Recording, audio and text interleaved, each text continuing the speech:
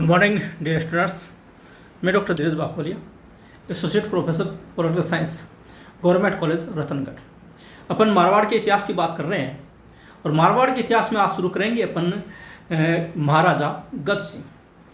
अगर आपने इनसे पहले के वीडियोस देखे हैं तो मारवाड़ के इतिहास में हम बहुत ही महत्वपूर्ण शासकों में, जिनमें राव सिंहा, राव चूड़ा, राव जोधा और उनके पश्चात जो उनके प्रमुख उत्तराधिकारी रहे हैं, जैसे कि मोटा राजा उदय सिंह, चंद्रसेन जैसे शासकों की, और सबसे महत्वपूर्ण मारवाड़ का जो शासक कहलाता है राव मालदेव, उनकी हम चर्चा कर चुके हैं। और किस प्रकार से राव जोधा के पुत्रों ने राजस्थान के अलग अलग भूभाग पर अपनी पताका फहराई, इस प्रकार से उन्होंने मारवाड़ के राज्य का राठौड़ों के शासन का विस्तार किया, इस बात पर भी चर्चा कर चुके हैं। आपको याद हो, मैंने बताया था कि राव जोधा के 9 पुत्र थे, उनमें से एक राव बिका ने बीकानेर की स्थापना की और राव बिदा ने बिदासर की स्थापना की थी, जिसे छापर जीतकर उन्होंने स्थापित किया था। उन्हीं के पुत्रों में राव दुदा ने मेड़ता नाम के स्थान पर एक और अलग राठौड़ राजपूत राज्य की स्थापना की थी। इस प्रकार से राठौड़ों का जो शासन था वो धीरे धीरे विस्तारित होता चला गया। राव मालदेव के समय ये सर्वाधिक ज़्यादा मात्रा में विस्तारित राज्य था। राव मालदेव ने तो अपने जो सगे संबंधी थे, जैसे कि बीकानेर का शासन, बिदासर का शासन, मेड़ता का शासन, इनको भी नहीं बख्शा और उनको भी पराजित करके अपने साम्राज्य में मिलाया था। और इस प्रकार से मारवाड़ का साम्राज्य विस्तृत होता चला गया। उनके पश्चात उनके उत्तराधिकारियों में विशेष रूप से चंद्रसेन ने अपना एक मुकाम हासिल किया, जिनको चित्तौड़ के महाराणा प्रताप का अग्रगामी भी कहा जाता है। उनके बाद मोटा राजा उदय सिंह, और अब बात करेंगे एक और महत्वपूर्ण शासक गज सिंह की। गज सिंह जो जोधपुर के मारवाड़ शासन के अधिपति थे, इनका शासनकाल 1619 से 1638 ईस्वी तक माना जाता है। इनको जोधपुर का बदनाम शासक भी कहा जाता है। याद रखिएगा कि कई बार ऐसे प्रतियोगी परीक्षाओं में पूछ भी लिया जाता है। जोधपुर के बदनाम शासक के रूप में जो प्रचलित है, जो प्रसिद्ध है, वो है महाराजा गज सिंह, जो 1619 से 1638 ईस्वी तक शासन पर रहे थे। ये बदनाम शासक क्यों कहलाए? क्योंकि इनके संबंध जो थे एक पासवान अनारा बेगम से थे। पासवान मतलब ट्वाइफ कह सकते हैं, अपन वेश्या कह सकते हैं। एक ऐसी औरत से इनके संबंध होने के कारण से इनको बदनाम शासक नाम से जाना गया था। अनारा बेगम का प्रभाव गज सिंह की संपूर्ण प्रशासनिक प्रणाली पर था। यानी कि अनारा, एक प्रकार से हम यूँ कहें कि नाम गज सिंह का था, लेकिन शासन कर रही थी अनारा बेगम। अनारा बेगम ही संपूर्ण प्रशासनिक प्रणाली चलाती थी। जिस प्रकार से जहांगीर के शासन पर नूरजहां का प्रभाव देखा जाता है, ठीक उसी प्रकार से गज सिंह के शासन पर अनारा बेगम का प्रभाव देखा जा सकता है। यहाँ तक कि अनारा बेगम के नाम पर सिक्के भी मारवाड़ शासक ने प्रचलित कर दिए थे। ये इस बात का प्रतीक है कि अनारा बेगम के हस्तक्षेप के बिना तत्कालीन समय में मारवाड़ में कोई भी कार्य संपन्न नहीं होता था। एक प्रकार से शासन की धुरी अनारा बेगम में बन गई थी। अनारा बेगम के कहने पर ही गज सिंह ने अपने पुत्र अमर सिंह राठौड़ के स्थान पर जसवंत सिंह प्रथम को मारवाड़ का उत्तराधिकारी बनाया था। अगर अपन बात करें गज सिंह के पुत्रों की, तो बड़ा पुत्र अमर सिंह राठौड़ था, जो नागौर का शासक कहलाया, और मारवाड़ की ख्यातों में भी अमर सिंह राठौड़ बहुत प्रचलित है। वो बड़े पुत्र थे और बड़े पुत्र होने के कारण से मारवाड़ का उत्तराधिकारी वास्तव में अमर सिंह राठौड़ को होना चाहिए था। लेकिन चूंकि अनारा बेगम का गज सिंह की पूरी प्रशासन प्रणाली पर नियंत्रण था, इसलिए अनारा बेगम के कहने के कारण से महाराजा गज सिंह ने अमर सिंह राठौड़ के स्थान पर जसवंत सिंह प्रथम को मारवाड़ का उत्तराधिकारी बनाया था। जहांगीर ने गज सिंह को वीरों का वीर कहा तथा दल थंभन की उपाधि प्रदान की। ये गज सिंह उधर दक्षिण के अभियानों में रहे थे और इस कारण से गज सिंह की वीरता से प्रसन्न होकर मुगल सम्राट जहांगीर ने गज सिंह को वीरों का वीर कहा और एक उपाधि प्रदान की, जो दल थंभन की उपाधि कही जाती है। 1638 ईस्वी में आगरा में गज सिंह का देहांत हुआ था और यही यमुना नदी के किनारे इनका अंतिम संस्कार कर दिया गया। आगरा में 1638 ईस्वी में गज सिंह का देहांत होता है। उस समय गज सिंह आगरा में ही महाराजा जहांगीर के दरबार में थे और यहीं पर इनका देहांत हुआ और इसी कारण से इनका अंतिम संस्कार भी वहीं आगरा में ही इस यमुना नदी के किनारे कर दिया गया। चलिए पहले बात कर लेते अमर सिंह राठौड़ की। मुगल सम्राट शाहजहां ने अमर सिंह को नागौर का परगना प्रदान किया। मैं एक बार बता दूं आपको, अभी जैसे अपन ने चर्चा की कि गद सिंह राठौड़ के ज्येष्ठ पुत्र के रूप में अमर सिंह राठौड़ थे, हालांकि उनको मारवाड़ का उत्तराधिकारी होना चाहिए था, लेकिन अमर सिंह के स्थान पर जसवंत सिंह को मारवाड़ का अगला उत्तराधिकारी घोषित किया गया था। इसका कारण था अनारा बेगम। अनारा बेगम का प्रभाव चूंकि गद सिंह की संपूर्ण व्यवस्था पर था, इसलिए अनारा बेगम के कहने से अमर सिंह राठौड़ जो कि योग्य उत्तराधिकारी थे, उनके स्थान पर मारवाड़ के नए शासक के रूप में उत्तराधिकारी बनाया गया जसवंत सिंह प्रथम को। और फिर अमर सिंह जो राठौड़ है वो मारवाड़ से निकलकर एक प्रकार से उनको निर्वासित कर दिया जाता है। मारवाड़ से निकलकर वो शाहजहां के दरबार में चले जाते हैं और शाहजहां ने उनको नागौर का परगना प्रदान किया था।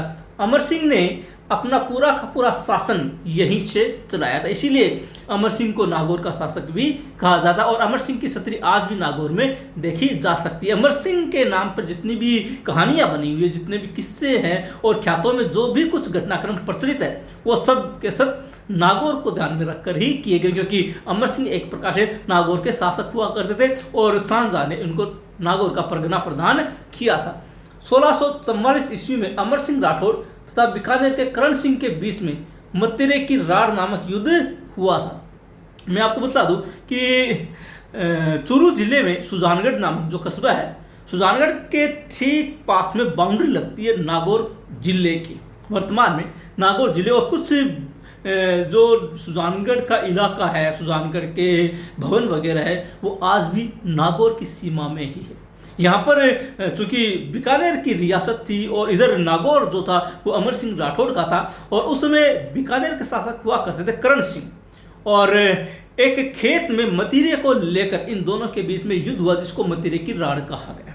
इसके पीछे कहानी ये है कि जो मतीरे की बेल थी वो बेल नागौर में उगी हुई थी और फैलते फैलते वो खेत की सीमा क्रॉस करके दूसरे खेत की सीमा में आ गई जो बीकानेर रियासत के अधीन थी, और जो मतीरा था वो उस तरफ जाकर यानी कि बीकानेर रियासत के भूभाग में लग गया था। और इस बात को लेकर कि ये किसकी भूमि है, ये किसके अधिकार में आएगा, इन दोनों के बीच में 1644 ईस्वी में युद्ध हुआ जिसे मतीरे की राड़ कहा गया। ये अमर सिंह राठौड़ और बीकानेर के करण सिंह के बीच में हुआ था और इसमें अमर सिंह की विजय हुई थी। इतिहास में 1644 ईस्वी में मतीरे की राड़ नामक युद्ध बहुत ख्याति प्राप्त है और इसमें अमर सिंह की जीत हुई थी।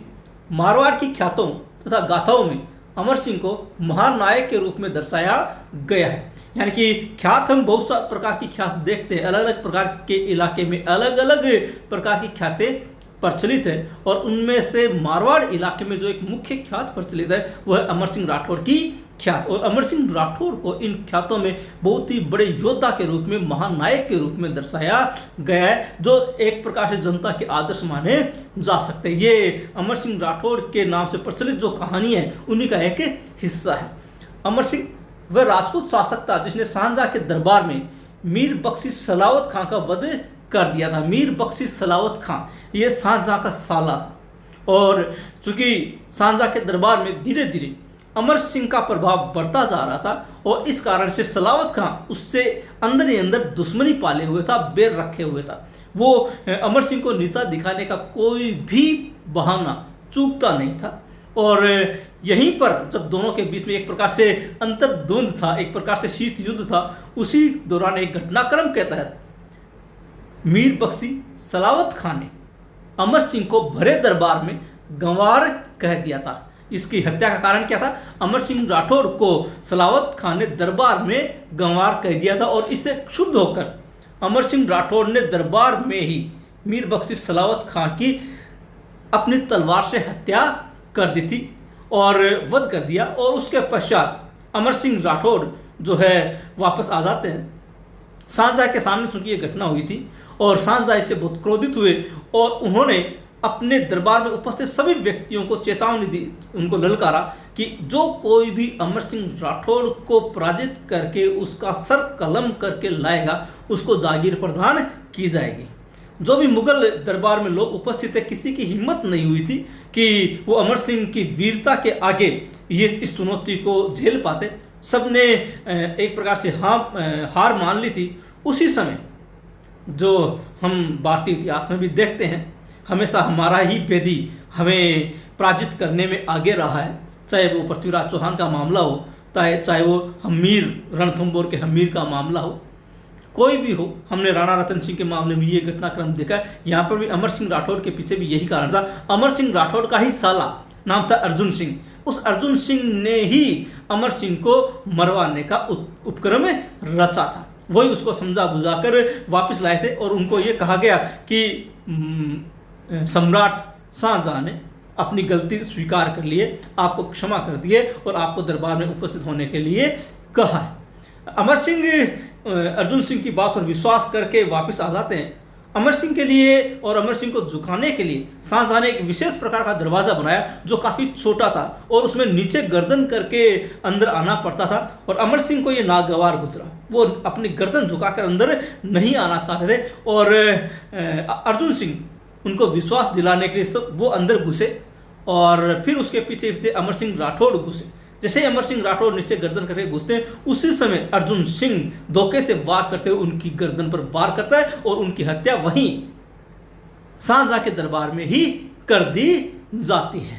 ये एक ऐतिहासिक घटनाक्रम है। कई पुस्तकों में ये बात नहीं लिखी गई कि अमर सिंह राठौड़ की हत्या उनके ही साले अर्जुन सिंह ने की थी। खैर जो कुछ भी है, लेकिन ऐसा प्रचलित जो है वो ये है कि अमर सिंह राठौड़ को जब मीर बख्शी सलावत खान के को अमर सिंह राठौड़ ने जब हत्या कर दी, उनका वध कर दिया, तो वहीं बाकी अन्य दरबारियों ने अमर सिंह राठौड़ को वहीं दरबार में मार डाला था। ऐसा पुस्तकों में लिखा गया, लेकिन इसके पीछे कहानी कुछ और रखे।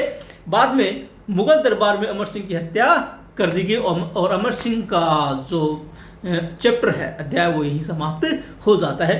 नागौर में अमर सिंह की छतरी या स्मारक स्थित है, जिसे 12 खंभों की छतरी कहते हैं। अमर सिंह की छतरी जो है वो नागौर में जो ऑफिसर्स कॉलोनी है उसके पास में स्थित है, जिसको आज भी देखा जा सकता है। तो ये थे वीर सेनानी वीरवर अमर सिंह राठौड़। अब बात करते हैं जसवंत सिंह की। जसवंत सिंह प्रथम 1638 से 1678 ईस्वी तक मारवाड़ के शासक रहे। ये गज सिंह के पुत्र थे, अमर सिंह के छोटे भाई थे और अनारा बेगम के कहने के कारण से अमर सिंह के स्थान पर जसवंत सिंह को मारवाड़ का उत्तराधिकारी बनाया गया था। जब गज सिंह की मृत्यु आगरा में 1638 ईस्वी में होती है, तो जसवंत सिंह का राज्याभिषेक आगरा में ही किया गया। गज सिंह की मृत्यु के बाद आगरा में 1638 ईस्वी में जसवंत सिंह प्रथम का राज्याभिषेक होता है, यानी कि जसवंत सिंह को मारवाड़ का उत्तराधिकारी होने के नाते वहाँ पर इनको महाराजा बनाकर स्थापित किया जाता है और इसी कारण से शाहजहां ने इन्हें महाराजा की उपाधि से सम्मानित किया था। तो महाराजा जसवंत सिंह कहलाए, शाहजहां ने इनको महाराजा की उपाधि प्रदान की थी। मुगल उत्तराधिकार संघर्ष में जसवंत सिंह ने शाहजहां के ज्येष्ठ पुत्र दारा शिकोह का पक्ष लिया था। जब शाहजहां वृद्धावस्था में थे, उसी समय उत्तराधिकार को लेकर मुगल साम्राज्य में उत्तराधिकार संघर्ष प्रारंभ हो जाता है। मुख्य रूप से दो व्यक्ति दारा शिकोह और औरंगजेब के बीच में ये संघर्ष हुआ। हालांकि तीसरे भाई भी इनके शामिल थे, कामरान, लेकिन उनकी ज़्यादा महत्वपूर्ण भूमिका नहीं थी। दो व्यक्तियों के बीच में मुख्य द्वंद्व हुआ, दारा शिकोह और शाहजहां के बीच में, दारा शिकोह औरंगजेब के बीच में। और दारा शिकोह ज्येष्ठ पुत्र था और चूंकि उत्तराधिकार नियम के अनुसार ज्येष्ठ पुत्र ही उत्तराधिकारी होता है, लेकिन औरंगजेब स्वयं उत्तराधिकारी बनना चाहता था, मुगल साम्राज्य स्थापित करना चाहता था और इसलिए इनके बीच में संघर्ष हुआ। लेकिन नियमों का साथ देते हुए जसवंत सिंह ने औरंगजेब की बजाय दारा शिकोह का समर्थन किया था। यूँ कह सकते हैं दारा शिकोह का पक्ष लिया था। 1658 ईस्वी में दारा शिकोह तथा औरंगजेब के मध्य धर्मत का युद्ध होता है। धर्मत जो वर्तमान में उज्जैन के पास है, इसे हम उज्जैन का युद्ध भी कह सकते हैं, इसे हम धर्मत का युद्ध भी कह सकते हैं, लेकिन धर्मत के युद्ध के नाम से ये ज़्यादा प्रसिद्ध है। 1658 ईस्वी में दारा शिकोह और औरंगजेब के बीच में हुआ।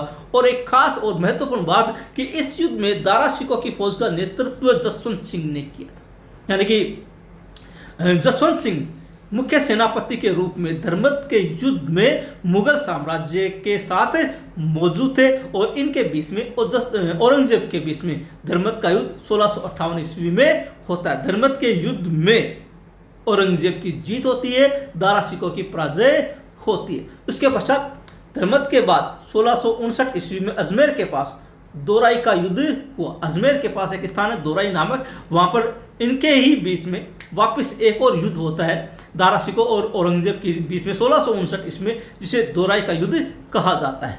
यह युद्ध सबसे महत्वपूर्ण युद्ध के रूप में माना जाता है मुगल उत्तराधिकार संघर्ष के रूप में, और इसके साथ ही स्पष्ट हो जाता है कि मुगल साम्राज्य का अगला उत्तराधिकारी कौन होगा, और ये इसी कारण से निर्णायक युद्ध कहलाया, जिसमें औरंगजेब ने दारा शिकोह की शक्ति को पूर्णतया नष्ट कर दिया। औरंगजेब ने इस दोराई के युद्ध में दारा शिकोह की शक्ति को पूरी तरह से नष्ट कर दिया, उसको बहुत बुरी तरह से पराजित कर दिया था। इसमें भी, इस युद्ध में भी, दोराई के युद्ध में भी दारा शिकोह की तरफ से लड़ने वाले शासक थे जसवंत सिंह प्रथम। पहले धर्मत के युद्ध में ये पराजित हुए और उसके पश्चात दोराई के युद्ध में भी ये औरंगजेब से पराजित हुए थे। हालांकि औरंगजेब की और जसवंत सिंह प्रथम की आपस में कभी नहीं बने। इसका प्रमुख कारण यही था कि औरंगजेब के विरोधी के रूप में उनके विरुद्ध जसवंत सिंह लड़े थे। दारा शिकोह को बंदी बनाकर कांकनबाड़ी दुर्ग जो सरिस का अलवर में स्थित है, इस दुर्ग में दारा शिकोह को बंदी बनाकर रखा गया था। औरंगजेब ने इनको बंदी बनाया और कांकनबाड़ी दुर्ग में कैद कर लिया था।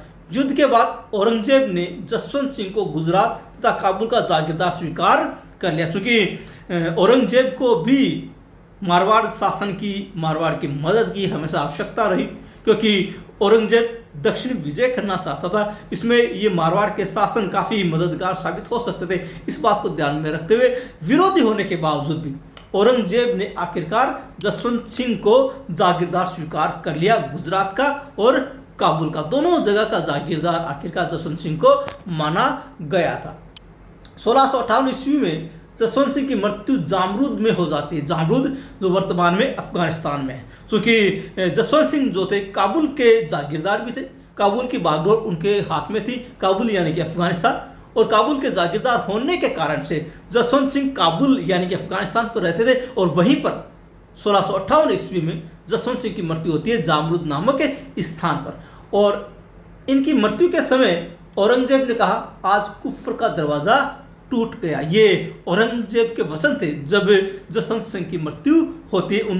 उन्होंने कहा कि आज कुफ्र का दरवाज़ा टूट गया। क्यों कहा? औरंगजेब जसवंत सिंह की धर्म विरोधी विचारधारा के कारण से उसको कुफ्र कहता था। धर्म विरोधी नहीं कहेंगे बल्कि मुस्लिम विरोधी कहेंगे, क्योंकि एक प्रकार से जसवंत सिंह किसी भी रूप में औरंगजेब की जो नीति थी उससे नाखुश थे, क्योंकि उनकी नीति हिंदू विरोधी थी। हिंदुओं के मंदिरों को तोड़ना उनकी एक रणनीति रही है। इसलिए उनकी इस नीति के कारण से जसवंत सिंह उनसे घृणा करता था, और जसवंत सिंह उनको कई बार इस प्रकार की बात के लिए टोकता भी था, और इस कारण से वो उनसे विरोधी विचार रखते थे, और इसी कारण से औरंगजेब ने उनको कुफर के नाम से संबोधित किया था। जसवंत सिंह की मृत्यु के समय इनका कोई जीवित उत्तराधिकारी नहीं था। जब जसवंत सिंह की मृत्यु हुई थी 1658 ईस्वी में जामरूद में, तब उनकी पत्नी गर्भावस्था में थी, लेकिन तत्कालीन समय में कोई भी उनका जीवित उत्तराधिकारी नहीं था, और जीवित उत्तराधिकारी नहीं होने के कारण से जोधपुर को मुगल साम्राज्य में मिला लिया गया। जब किसी इलाके को, किसी भूभाग को, किसी साम्राज्य को मुगल साम्राज्य अपने साम्राज्य में शामिल करता तो उसको खालसा घोषित कर दिया जाता। खालसा मतलब होता है सरकारी भूमि, और खालसा जोधपुर को खालसा घोषित कर दिया गया, यानी कि वो सरकारी भूमि हो गई। सरकारी भूमि होने के कारण से उसको मुगल साम्राज्य में शामिल कर लिया गया। इस प्रकार से हम ये कह सकते हैं कि जसवंत सिंह की मृत्यु के साथ ही मारवाड़ का जो राज्य था वो मुगल साम्राज्य में शामिल हो जाता है, और इसी कारण से 1658 ईस्वी से लेकर के आगामी 30 वर्षों तक मारवाड़ के सूर और योद्धा वीर दुर्गादास राठौड़ ने जसवंत सिंह के पुत्र अजीत सिंह को मारवाड़ की गद्दी पर बिठाने के लिए, मारवाड़ के उत्तराधिकार को प्राप्त करने के लिए औरंगजेब से उत्तराधिकार का संघर्ष किया था। वो वीर दुर्गादास ही था जो औरंगजेब की कैद से जसवंत सिंह को छुड़ाकर ले आया था। खैर, जब जसवंत सिंह की मृत्यु हो जाती है तो मारवाड़ का कोई जीवित उत्तराधिकारी नहीं था। इस कारण से जोधपुर को खालसा घोषित कर दिया जाता है और जोधपुर को मुगल साम्राज्य में शामिल कर लिया जाता है। जसवंत सिंह के दरबार में मुहनोत नेणसी नामक राजकवि रहता था। मुहनोत नेणसी एक बहुत ख्याति प्राप्त व्यक्ति थे। इन्होंने 2 प्रमुख ग्रंथों की रचना की थी जो न केवल मारवाड़ के इतिहास में बल्कि राजस्थान के इतिहास में भी बहुत ही महत्वपूर्ण स्थान रखता है। उन मुहनोत नेणसी ने 2 ग्रंथों की रचना की। पहला नेणसीरी ख्यात और दूसरा मारवाड़ी परगनारी विगत। इनमें सबसे महत्वपूर्ण जो ग्रंथ है वो मारवाड़ी परगनारी विगत है। इसमें मारवाड़ के जितने भी परगने थे उन सब का विस्तृत इतिहास मुहनोत नेणसी ने इस पुस्तक में वर्णित किया है। मुंशी देवी प्रसाद ने नेणसी को राजस्थान का अबुल फजल कहा है। जिस प्रकार से अबुल फजल जो अकबर के नवरत्नों में एक थे, उन्होंने कई ग्रंथों की रचना की, उसी रूप में मुहनोत नेणसी को मुंशी देवी प्रसाद ने राजस्थान का अबुल फजल कहकर संबोधित किया है। इतिहासकार अर्शकिन ने नेणसी के ग्रंथ मारवाड़ी परगनारी विगत की तुलना गजेटियर नामक ग्रंथ से की है। इसी कारण इस ग्रंथ को राजस्थान का गजेटियर कहते हैं। याद रखिएगा, ये क्वेश्चन भी कई बार विभिन्न प्रतियोगी परीक्षाओं में पूछा जाता है कि राजस्थान का गजेटियर किसे कहते हैं। याद रखिएगा, मारवाड़ी परगनारी विगत जो मुहनोत नेणसी के द्वारा लिखा गया ग्रंथ है और इसी कारण से इस ग्रंथ को इतिहासकार अर्शकिन ने तुलना की है गजेटियर नामक ग्रंथ से और इसी कारण इसको राजस्थान का गजेटियर कहा गया। जसवंत सिंह के दरबार में नेणसी दीवान के पद पर स्थापित थे। नेणसी दीवान के रूप में पदस्थापित है। दीवान जो होता है एक प्रकार से प्रधानमंत्री होता है और पूरा का पूरा मुख्य प्रशासन जो है दीवान के ही हाथ में रहता है। सम्राट के, शासक के, राजा महाराजाओं के जो आदेश होते हैं वो दीवान के द्वारा ही प्रसारित किए जाते हैं। इसलिए मुहनोत नेणसी जसवंत सिंह के दरबार में दीवान के पद पर कार्यरत थे। जसवंत सिंह ने इन पर धन गबन का आरोप लगाया, जिस कारण 1670 ईस्वी में नेणसी ने आत्महत्या कर ली थी। जब दीवान के रूप में कार्यरत थे इसी दौरान जसवंत सिंह इनके ऊपर धन गबन का आरोप लगाते हैं जो कि मिथ्या आरोप था। लेकिन नेणसी इस आरोप को सहन नहीं कर पाए और उन्होंने इस आरोप लगने के पश्चात अपनी आत्महत्या करके जीवन लीला समाप्त कर ली थी। इस प्रकार से मुहनोत नेणसी जैसे ख्याति प्राप्त व्यक्ति का देहांत होता है। अब बात करते हैं महारानी महामाया। वास्तव में इनका जो वास्तविक नाम था महारानी जसवंत दे था, लेकिन महाराजा जसवंत सिंह इनको महामाया के नाम से पुकारते थे, इसलिए महारानी महामाया भी इनको कहा गया। ये जसवंत सिंह की पटरानी थी। राजा जसवंत सिंह की रानी जसवंत दे इन्होंने जोधपुर में रायका बाग तथा कल्याण सागर तालाब का निर्माण करवाया था। ये जो महारानी महामाया थी या महारानी जसवंत दे थी, ये बूंदी के शासक शत्रुसाल की पुत्री थी जो जसवंत सिंह को ब्याही थी और ये स्वयं भी जो जनता हित के कार्य थे उनमें काफ़ी संलग्न रहती थी, जनता के हितों के लिए कार्य करती रहती थी। इसीलिए जनता की समस्याओं के निराकरण के लिए, विशेष रूप से पानी की समस्या के निराकरण के लिए इन्होंने जोधपुर में कल्याण सागर तालाब का निर्माण करवाया था और जोधपुर में रायका बाग नामक एक बगीचे का भी निर्माण करवाया था जो आज भी जोधपुर में देखा जा सकता है। और इसके नाम से, रायका बाग नाम से, जोधपुर में एक रेलवे स्टेशन भी है। पहली बार जब जसवंत सिंह युद्ध स्थल से लौटे तो रानी जसवंत दे ने किले के मुख्य द्वार नहीं खोले। जब धर्मत का युद्ध हुआ था, धर्मत के युद्ध में जब वो पराजित होकर आए थे तब वो जोधपुर आए और जोधपुर जब पहुंचे थे तो महारानी महामाया ने या महारानी जसवंत दे ने किले के दरवाजे खोलने से मना कर दिया था। ये सीधे जो मयूरध्वजगढ़ है या मेहरानगढ़ है उस किले पर पहुंचे थे। वहाँ पर महारानी जसवंत दे ने किले के दरवाजे खोलने से मना कर दिया था और उन्होंने कहा था कि राजपूत या तो जीत कर आते हैं या युद्ध स्थल से उनकी मृत्यु का समाचार आता है। यानी कि उनका कहना था कि राजपूत वापस या तो जीत कर लौटते हैं या फिर उनकी मृत्यु का समाचार ही युद्ध स्थल से वापस आता है। जसवंत सिंह ने जब ये कहा कि हम रसद लेने आए हैं तब दरवाज़ा खोला गया। यानी कि एक प्रकार से जसवंत सिंह ने उनसे झूठ बोला कि हम रसद लेने आए हैं, तब जाकर दरवाज़ा खोला गया। और रानी इतनी कुपित थी कि रानी ने इनको खाना चांदी के पात्रों के स्थान पर लकड़ी के पात्रों में खिलाया था, क्योंकि वो जानती थी कि महाराजा जसवंत सिंह झूठ बोल रहे हैं। इसलिए जो महाराजा हमेशा चांदी के बर्तनों में भोजन किया करते थे, उनको चांदी के बर्तनों के स्थान पर लकड़ी के पात्रों में भोजन करवाया गया। रूपाधाय नामक महिला ने जसवंत सिंह का पालन पोषण किया था। एक मारवाड़ के इतिहास में एक और धाय आती है, गोराधाय, इसकी चर्चा अपन आगे और करेंगे। लेकिन जो जसवंत सिंह की धाय माँ थी, ये रूपाधाय थी, इन्होंने जसवंत सिंह का पालन पोषण किया। और गोराधाय थी, अजीत सिंह का पालन पोषण किया था। रूपाधाय ने जसवंत सिंह का पालन पोषण किया था। और महारानी जसवंत जो थे वो बूंदी के शासक शत्रु साल की पुत्री थी। तो ये है गज सिंह और अमर सिंह राठौड़ और जसवंत सिंह प्रथम। मारवाड़ के इतिहास में आज इतना ही। अगले वीडियो में इसको और आगे बढ़ाएंगे। आशा आपको वीडियो पसंद आया होगा। ये सारे के सारे जो राजस्थान के जीके से संबंधित वीडियो है, ये राजस्थान में होने वाली समस्त प्रकार की प्रतियोगी परीक्षाओं के लिए बेहद ही उपयोगी है। आप इनका अच्छे से अध्ययन करें, इनके नोट्स भी बनाते रहें। और अगर कोई कन्फ्यूज़न है तो आप कमेंट बॉक्स में जाकर लिखें, या डायरेक्ट आप मुझसे बात भी कर सकते हैं। और अगर आपने चैनल को सब्सक्राइब नहीं किया तो आपसे निवेदन है इस चैनल को सब्सक्राइब अवश्य कर लें। राजस्थान में आने वाले समय में काफ़ी महत्वपूर्ण प्रतियोगी परीक्षाओं का आयोजन होने वाला है। ये वीडियोज़ आपके लिए काफ़ी उपयोगी साबित होंगे। चलिए मिलते हैं अगले वीडियो में एक अगले टॉपिक के साथ। तब तक के लिए धन्यवाद।